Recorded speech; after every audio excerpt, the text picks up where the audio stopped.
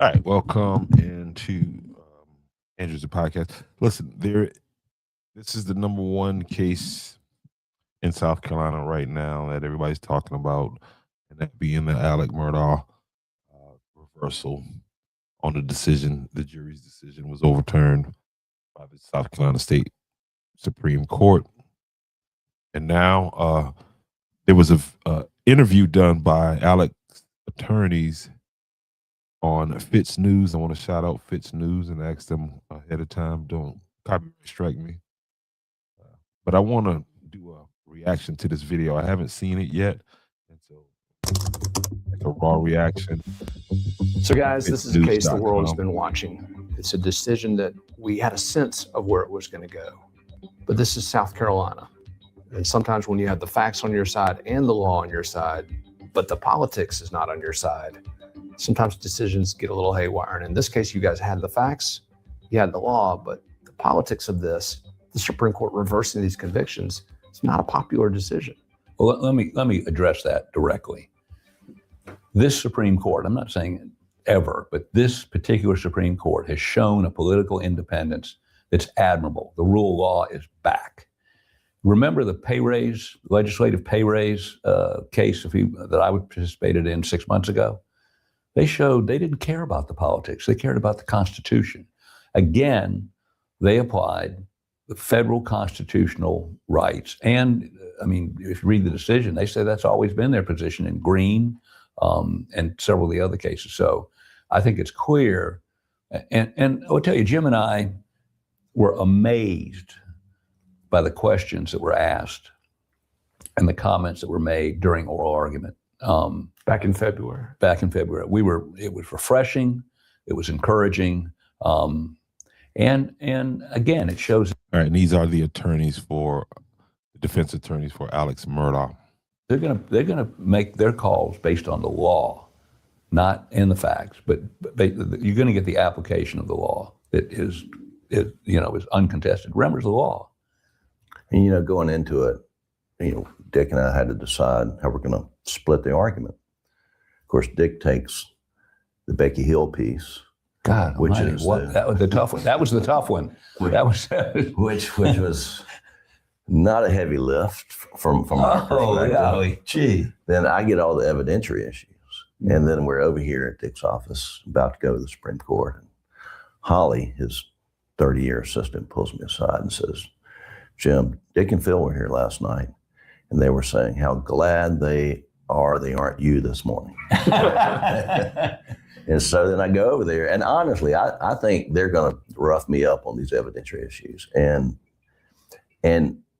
it was the other way around, frankly. I mean, they roughed Creighton up, as you rough people up in an oral argument. I mean, it was all very professional. I don't mean to impugn the conduct of the court at all. But one thing that Chief Justice Kittredge said was, the trial judge is supposed to be the gatekeeper of the evidence. And here it looked like the gate was left wide open. And when he said that, I mean, it put a pep in my step, I promise you. But we're sitting here praising the independence of this court, and rightfully so. I think they resisted the political pressure and the institutional pressure to cover this thing up and just keep this case on the back burner. But one of the justices is going to lose his job for being politically independent. They've literally already kicked him off. I mean, it doesn't hurt. It didn't hurt Alec Murdaugh having the name that he did. And that didn't hurt at all. And having the money that he had and bringing this thing to justice, not bringing it to justice, but getting it back in front of the Supreme Court as fast as he did. The court. I mean, we're not in a state where that political independence is rewarded, are we? Well, look, I'm former state senator. I've been in those discussions, private discussions in the Senate, in joint committees. And I can tell you, I'm not sure that you can make it as simple as Justice Few's vote on the abortion bill in terms of being his downfall. There are a number of factors at play during that, other than that. So I don't even think the court sees his situation as a consequence of rulings. I disagree. I mean, the fact that Justice Few lost his seat for no other reason than A, maybe they didn't like him, B, his vote on abortion, I mean, is outrageous. I mean, it in my view, once you win, it really should take some misconduct in order for you to not get reelected. And all right, I am live on Instagram. Please go check me out on Instagram. Welcome to Andrews the Podcast on Instagram. Again, this is you see right in the top right corner. This is an interview done by FITSNews. Go by and check out their FITSNews.com. Go by and check out their FITSNews YouTube page. This is where I'm playing this video from, and this is a video again of Alex Murdaugh's defense attorneys. This is after the Supreme Court has overturned that murder conviction. I mean, Justice Few he's a smart guy. He's focused. I mean, he was hard on lawyers who showed up in his court and weren't prepared, but, that's the lawyer's fault. That's not the court's fault. And so anyway, I'm not happy with what happened with the Supreme Court race. I don't want to see, I know, Will, you are critical of how our judges are elected in the state. And I don't know the answer to that, but what just happened is, and then having Jay Lucas, well, I'm not sure it was teed up to come in. I think the Lucas thing may have been wired up before. I mean, I think there was an effort in the House to reward Jay Lucas, and that they saw some vulnerability on the part of Justice Few. So it may have been they used that as a way to leverage it in. But if there wasn't somebody like Lucas standing in the wings ready to go from the former Speaker of the House, I'm not sure what would have happened. It's sort of it's a hybrid. Jim and I'm just not sure that absent something like that vote would have gotten him off the Supreme Court.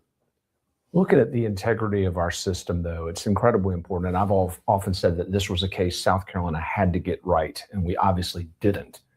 Now the Supreme Court has come in and remedied that flaw, Yep. which, to their credit, I think that's the outcome that the law required. But looking at that distrust of the system, I want to read you two quotes from reporters. One of them, I'm going to use that term loosely, but they occupy different ends of the credibility spectrum. But first is Mandy Matney, who went on CNN last night. I'm sorry, I don't. Who? That's a person? A podcaster who got her start on FITSNews, but she said there are two systems. You started that? I'm the Frankenstein here on that one. Yes, sir. Okay, go ahead. But the quote, I think, has some relevance, and I want to couple it with another one. She said there are two systems of justice in South Carolina, one for people like Alex Murdaugh, the other for the rest of us. Now, who disagrees with that? Who disagrees with that? Money and privilege. Because, some people say, well, it's because he's white. Well, he murdered allegedly murdered a white woman and a white young man. So do they not get the same white privilege that he deserves? But do you think that there's two systems of justice in South Carolina? Get in the comment section. Let me know. Talk to me. Quote that I'm joining it with is from Valerie Borline, who I think is a reporter all of us can respect. Just won the Pulitzer Prize. She's covered this case better than anybody, including us. But she said that for decades, the law didn't apply to Alex Murdaugh in ways that benefited him. Maybe just once it should be that the law didn't apply to him in a way that hurt him. What do you guys think of that perception? I don't want to give credit to Mandy Matney, but truthfully, not all defendants get the shake that Alex Murdaugh get. Not all defendants can hire That's it, right. There you go. And we wouldn't be sitting here if we weren't good lawyers. And so, and we don't give it away. I'm not going to disagree that if you cannot afford, legal defense in a criminal case, that is just the reality of the situation. You could be black, white, green. If you got the money to hire these type of attorneys, you can make some stuff happen that just not going to happen for the average Joe that doesn't have the financial resources that Alec Murdaugh has. And that's just point blank for anybody. That are your chances not as good as Alec Murdaugh's was? I'm not going to argue with that, but it's not two systems of justice, in my opinion. And then as to what Valerie said, I mean, Alec did benefit from, how Hampton County and that whole district, ran for Operates. I like this. Let's go. years and years and years. His whole firm did, and then, as we got ready for trial, we're looking at Colleton County. Alec was able to give them some insight that he had because, again, he benefited from the system. You heard the man just say that. Alec benefited from that system down there that his family was the head of for a long time. So, no, I mean, you got to be a fool to think that you'd get the same anybody that's not named one of these people or their direct family members to think that you'd get anything different. And no, it's not fair. So you go, oh, it's not fair. Okay, it's not fair, but it is what it is.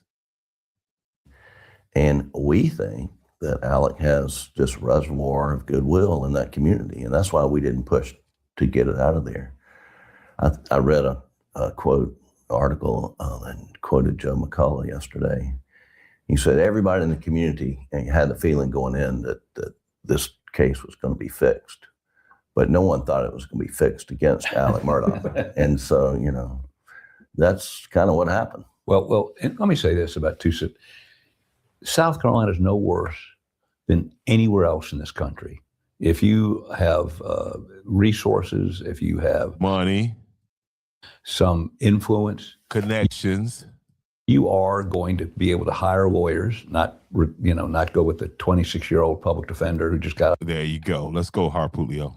Out of law school last year. In some states, they have a great, well-funded public defender system. To be frank with you, we don't. And so if you can't afford to spend the money on somebody with experience, somebody who's going to charge you a lot of money, you are at a disadvantage. Now, also, I would say, what Jim just said, which is, and what Joe McCullough said, which is, we thought, based on talking to Alec's family and members of his firm, everybody loves the Murdaughs. Okay. When everybody knew Alec loved his family and knew that Alec could not have done this to his wife and son. I mean, that, and we probably didn't analyze that information critically enough. But well, we're talking about Colleton County. Let me go ahead and ask you, the Attorney General of South Carolina, who has the current decision-making power over this case, whether to retry, said that this case will be retried within the calendar year in Colleton County. Do you think he's... Okay, so seriously, this guy's running for governor. And the front runner for governor. Alan Wilson, he's talking about. Whatever. That's comment on the state. But two things. One, I would note that this is the only criminal case he's appeared in as Attorney General and handled a witness in 20 years. And apparently he's not listening to Creighton, because that's not what Creighton Waters said to the press yesterday. We'll see is what he said. He wasn't being adamant about it. This is just political hyperbole on the part of Alan Wilson without regard for the facts, for the law. I guess he's trying to get a little bump in there before the voting in 3 weeks. So there ain't no way this thing's being tried this year. And we think that a change of venue motion will be granted. What I'd like them to do is sit down with us, as soon as we get a judge, sit down with us and talk about A, moving it somewhere else, and B, where. We ought to be able to agree on that. I just figured out how we can get paid, Dick. How's that? Is it Cauchy has a prediction market? If we could bet on it that this case would not be tried before the end of the year, Yeah, I think we can make a lot of money. Make a lot of money. I'm taking that bet too. I'm rolling with these two fellas right here, because what Dick Harpulio said was very, very key. Alan Wilson just got up there and tried to, secure some more votes, get another bump before the June primary comes in.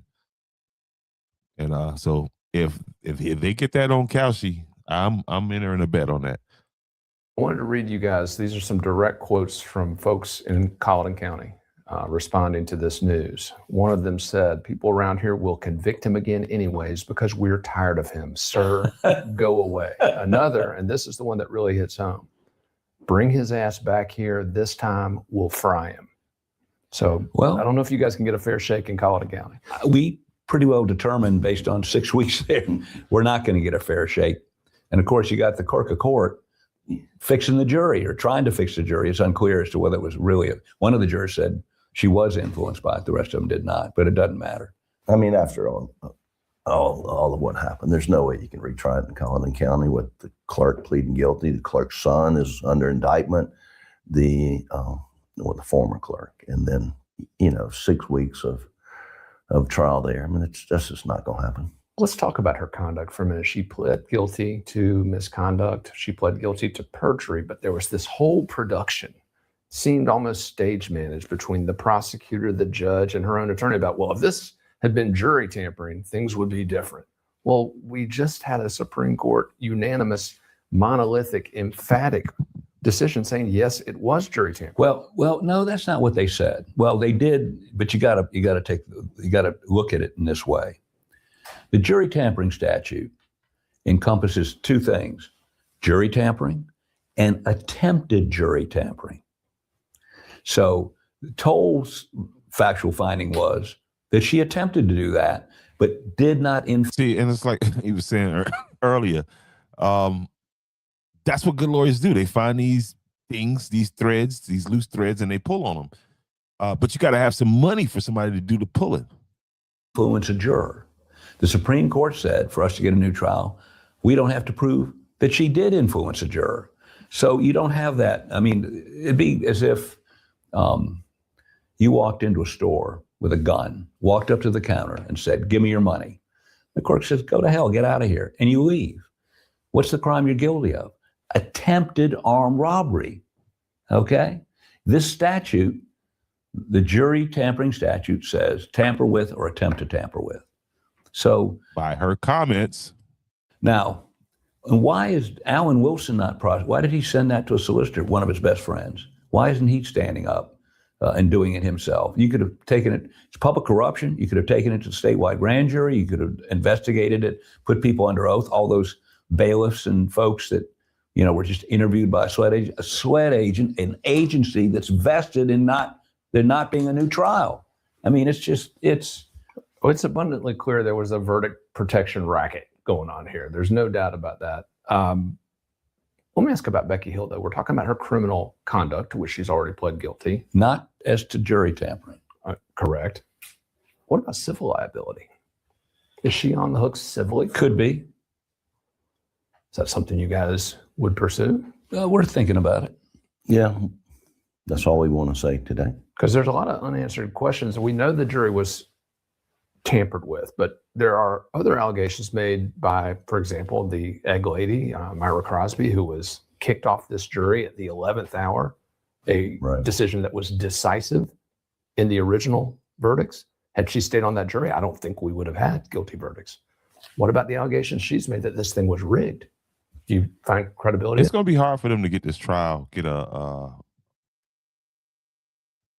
this thing retried. I think these guys, they plan to run the clock out. Those? Well, yeah, I do. But I don't have any evidence to support it. But I'll tell you this. Should I tell him this? No, not today. Okay. No, not that. This. The two of you. During the trial. I know what you're going to say. Yeah. Alec kept a journal. Okay. And in that journal, he has written, because Myra would come in and she would smile friendly at our table. And Alec has in his journal, I wish she wouldn't do that. They're going to find a way to get her off the jury. Alec Murdaugh put that in his journal. Abso-fucking-lutely. Have we ever told anybody that? I don't know that we have. I don't think we have. Well, they did. Yeah. I mean, Well, we know now. we were all fearful that, she was showing friendly gestures toward us, and everybody in the courtroom saw it. And then, we're getting toward the end of the case, and all of a sudden they come up and say, we want to see the lawyers. We got this Facebook page. And the Facebook page wasn't even from her ex-husband. It was some other guy we tracked down in Georgia who was one of, 6 million people in Georgia who had not heard of the Murdaugh case. Never heard of it. Probably the only one who had not heard of it. It took multiple attempts to get her off. Yes. And and look, we're sitting there.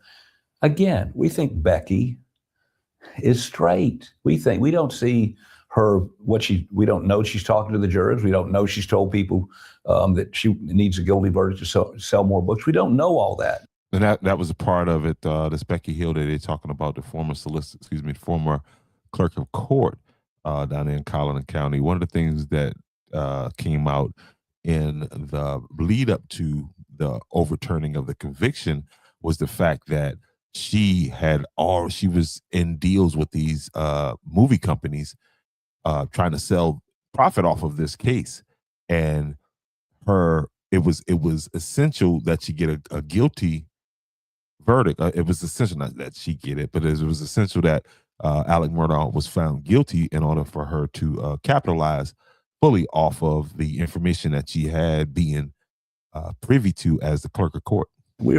And by the way, Jim and I were talking about this, we've never had a clerk of court that we didn't totally trust. Totally. Mm-hmm. This is a despicable act, and she's not been punished for it.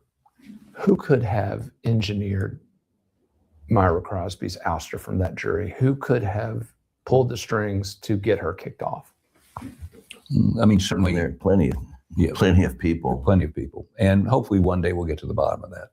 Could a civil action against Becky Hill be a way to get to the bottom of that? That's one possible way. And people are looking at that, and people are, of who can be involved, and I'm not going to name names here today, but you read the stuff online that I read the stuff online, and you're digging through the discovery and the Parker case, the names of witnesses that come up, and how there's, if you start drawing lines, it's very curious, the names of the people who are implicated in that. Now, that's as far as I'll go with it. As an agent of the state, Becky Hill's misconduct, does that open the door to a potential double jeopardy motion? Because if it were prosecutorial misconduct, it opens the door, and Phil Barber, that was part of the team, is looking at that, and we're doing some, based on the decision Wednesday, we're looking at some analysis on that. But those are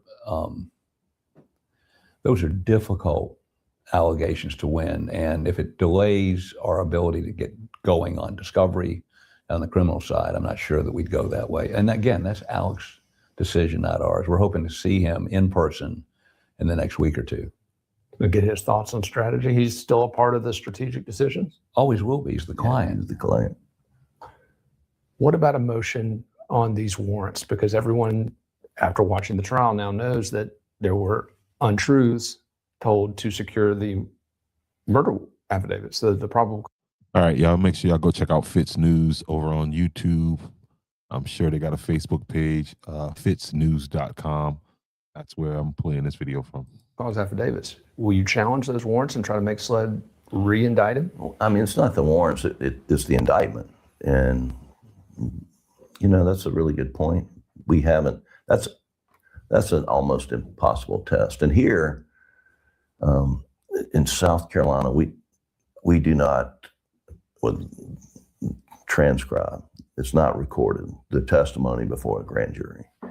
In federal court, it is. And so you can see what was said to the grand jurors. The only way we were able to bring out that David Owen gave false testimony to the grand jury is they produced his notes of his testimony that he was going to go through. And then I had him on the stand and I asked him, didn't you tell the grand jury? And you may remember from the trial, Johnny Meadows gets up and says, there's no transcript of what was said in the grand jury. And he had no idea that because he came on the team late, that they had produced his notes. And so that's how we had that. We do have it. And he did mislead the grand jury about some critical facts. But, I don't know what that gets you except this. Another indictment. Right, another indictment. So what's important about that? It's important he has admitted that he lied under oath, 1. 2, since this trial, a case, as you know, was dismissed because he allegedly hid evidence. So, I mean, those are the Colucci case. Pardon me? The Colucci Absolutely. Case. So we'll begin now to look in detail at that and see if that's something that he can be impeached on when he testifies. This is Alec Murdaugh's lawyer, his defense attorneys, Dick Harputlio, and I keep forgetting the other gentleman's name, but this is the defense attorney for Alec Murdaugh, the world famous case out of Hampton County, South Carolina. This past Wednesday, South Carolina State Supreme Court overturned the conviction, and so his lawyers are here now talking. So liar, liar, pants on fire. But I got to turn that on you. Your client testified in his own defense at the first trial and was caught lying on the stand. Creighton Waters boxed him in and he told multiple. Here's the difference. The difference is whatever he testified to in the first trial is prohibited to be used in the second trial by statute. That's number 1. Number 2, that will be a factor that will put, and we say game day decision, that will be a factor in determining whether he decides to testify or not. But they can't say a word about him lying in the first trial, period. And would you advise him to take the stand again? It's too early to tell. Yeah, remind me what he was caught lying about in the first trial. Well, let's talk about all the things he's been caught lying about. He first said he was never near the kennels. Then No, Will. I'm talking about when he put his hand on the Bible, got on the stand, and testified that I lied about being down in the kennel. I lied to all these people about that. But during his trial testimony, I don't remember him being caught in a lie. I remember him admitting to a lot of the lies that he had made, a lot of lies to his clients. But and that's a big difference. I mean, and Creighton did a masterful job. Educated, but I don't know that Creighton Waters got Alec, caught him in a lie from the witness stand. Okay. And he's right. He did admit to lying, but caught him in a lie. Fair enough. But in the event that he is in that situation again, it was very clear from your body language and the way that you introduced his appearance on the stand. The defendant wishes, you didn't say you were calling him, and it felt like the two of you had counseled him not to. We're going to work on Jim's body language. Fair enough. I'm wearing a bow tie next up. Yeah, that'll make all the difference. Yeah. There were some very pointed parts of that Supreme Court decision that came down. Obviously, Becky Hill's misconduct was excoriated. Gene Toll's analysis of the law was rebuked. But they went pretty easy. It was a gentle chiding for Clifton Newman, the trial judge. However, within that gentle chiding, there's a lot of financial crime testimony that it seems that the state will not be able to use in a second trial. How does that narrow their path? Well, Jim argued that in front of the Supreme Court, so I'll defer to him. Well, let me first talk about a trial judge and the position they're in when the state seeks to overreach. If the trial judge excludes the evidence and turns out to be wrong, there's no remedy to the state because the state cannot appeal. If a defendant is acquitted, it's double jeopardy. But if the trial judge erroneously admits the evidence, then it can be reviewed on appeal and determine whether it's reversible. So as a trial judge, the default position is to let it in. And so really, I put the blame, and I told Creighton during the trial, you're going too far. You're asking for too much. You're risking a reversal. Why are y'all You told him that during the trial? Yeah, absolutely. Absolutely. I was there. As lawyer to lawyer, said, you're asking for too much, Creighton. What did he say? Well, we think it's appropriate, and blah, blah. I'm saying bullshit he told the Supreme Court that they, rejected. And so they did go too far. Do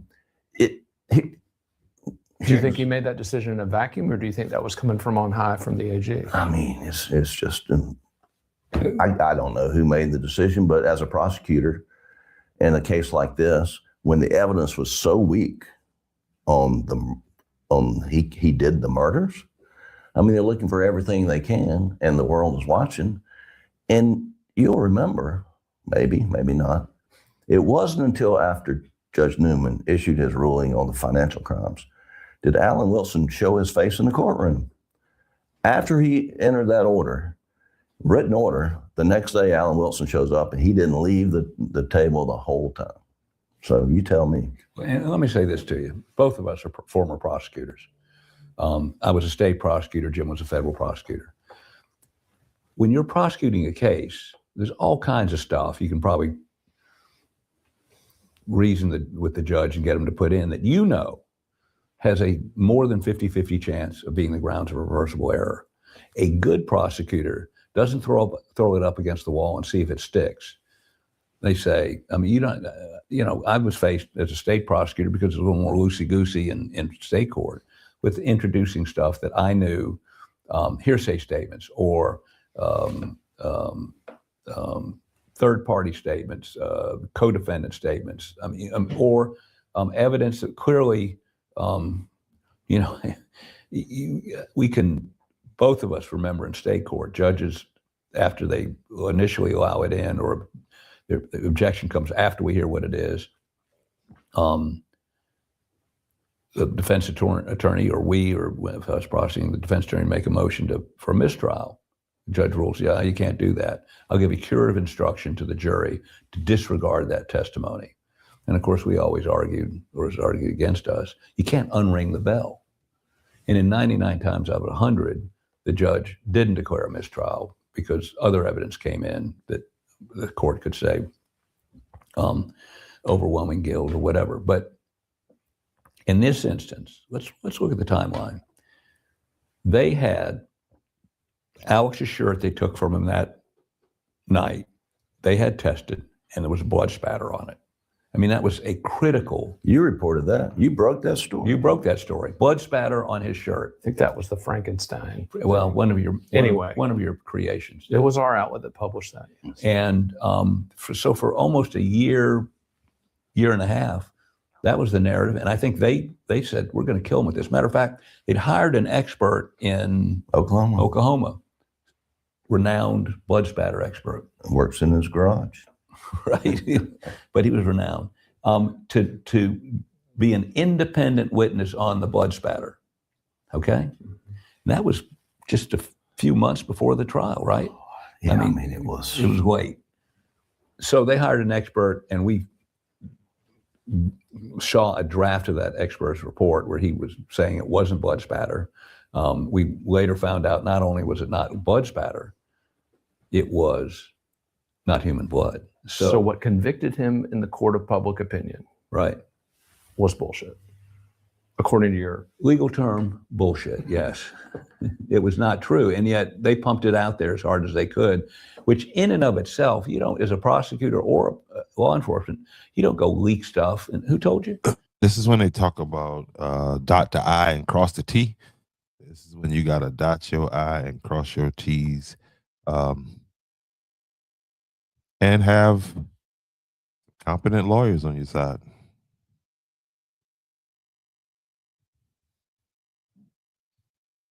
Because the burden of proof is with the state, and they got to do it right. Wasn't my tip.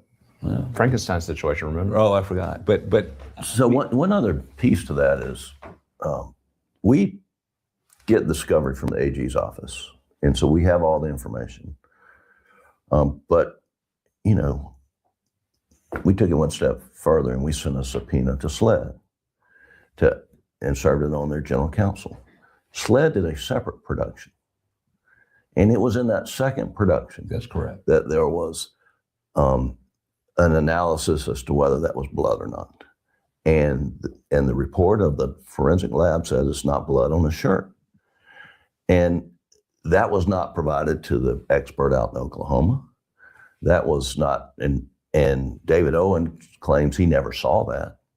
But I mean, there it was, plain as day in their system. It was produced to us, and we attached that to our motion that we filed over Thanksgiving. And you know, I don't think he told Creighton. No, they didn't know it. They didn't know it. They didn't know it. And so, I mean, was that hidden intentionally? Well, and so there they are 60 days out. What are they going to do? Throw everything but the kitchen sink without regard for whether it would result in a reversal or not. That's when the financial crimes became necessary, is what you're saying. Absolutely. Oh, well, they were always. They were going to use it, but I don't think they were going to go. Well, full bore. And then they switched to, oh, Mr. Clean, you know, he changed clothes. And where are his clothes? Which was such, I mean, you know, I don't know how we deal with that, how well we dealt with it during the last trial, because I mean, this whole switcheroo to, oh, he changed clothes, where are his clothes? I mean, they never asked for his clothes because they spent their whole investigation thinking he had blood on that's what he was wearing at the time of the murders. And then all of a sudden, where are his clothes? You know, one thing they did do very, very well was swab every shower, every sink, anywhere water could have been used to wash blood off, and found no blood in the house that night. So, again, there's no fingerprint. They didn't try to take fingerprints at the feet. They didn't try to get DNA. They didn't try to save tire tracks that were clearly there. They did no investigation when they decided that night it was him.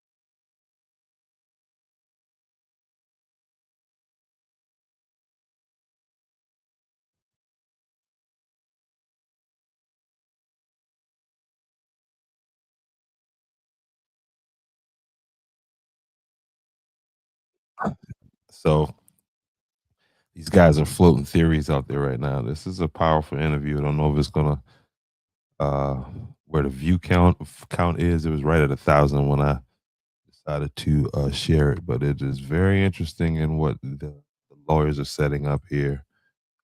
Basically floating out, you know, theories because there is a lot of validity to what is being said right here.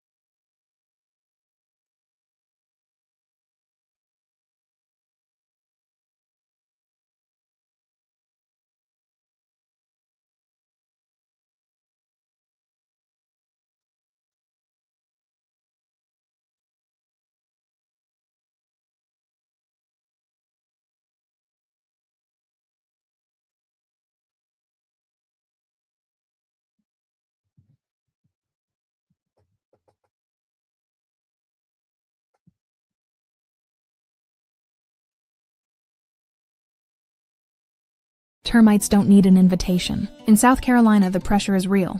Warm weather, moisture, crawl spaces, wood-to-ground contact. That's the perfect setup for termite activity. By the time you see the damage, they may have been there for months or years. Softwood, mud tubes, hollow spots, hidden damage. Don't wait until the repair bill tells the story. Schedule a termite inspection today. Palmetto Pest Control, LLC. Veteran-owned, local, certified. Protect the structure. Protect the investment. Visit www.bedbugheatkill.com.